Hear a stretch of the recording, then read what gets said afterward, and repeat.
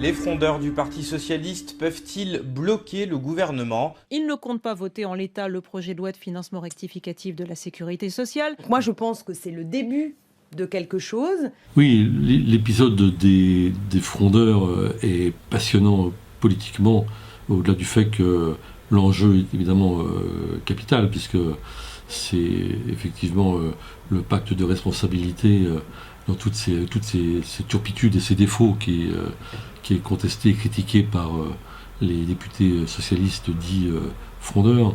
Mais au-delà de ça, c'est en effet un retour au Parlement, c'est-à-dire ce Parlement qui est animé, et c'est d'ailleurs dans les institutions de la Ve République, en quelque sorte, depuis 1958, on peut dire, à part de très rares exceptions, il ne se passe pas grand-chose à l'Assemblée qui soit compréhensible pour les vrais gens, disons. Hein.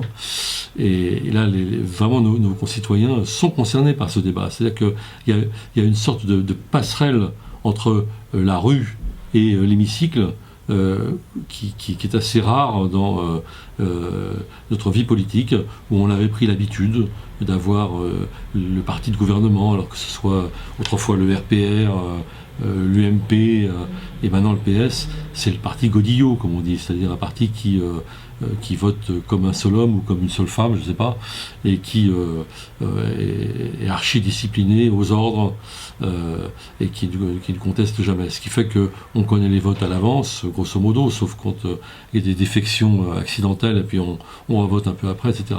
Enfin bref, cette vie parlementaire animée et pas très passionnante. Et là, encore une fois, au-delà du contenu, mais je vais en dire un mot quand même du contenu, parce qu'il n'est pas secondaire, c'est une revitalisation de la vie parlementaire. Alors sur le contenu, ce qui est amusant, si j'ose dire, c'est que il y a les frondeurs, il y a les dirigeants du groupe qui sont les exécutants de l'exécutif, si j'ose dire, et puis il y a un grand absent, mais qui est omniprésent. C'est le patronat, c'est le MEDEF. Alors le MEDEF, il n'a pas à proprement parler un groupe à l'Assemblée, mais il a des relais innombrables à droite et hélas aussi à gauche au sein du Parti socialiste. Et en plus, il intervient par presse interposée. Et on a vu l'appel des 8 patrons conduits par Pierre Gattaz. Et sur quel ton il s'adresse à François Hollande et à Manuel Valls, je veux. Hein. Et on découvre 2 jours plus tard que Manuel Valls se plie aux ordres du MEDEF. Hein. Donc ça promet un débat encore plus vif, disons, à l'Assemblée, si les frondeurs tiennent le coup. Pour l'instant, ils ont quand même relativement tenu le coup. Là, il va s'agir de débattre du budget de la Sécu. C'est-à-dire que c'est là que les principaux éléments du fameux pacte de responsabilité vont venir au jour.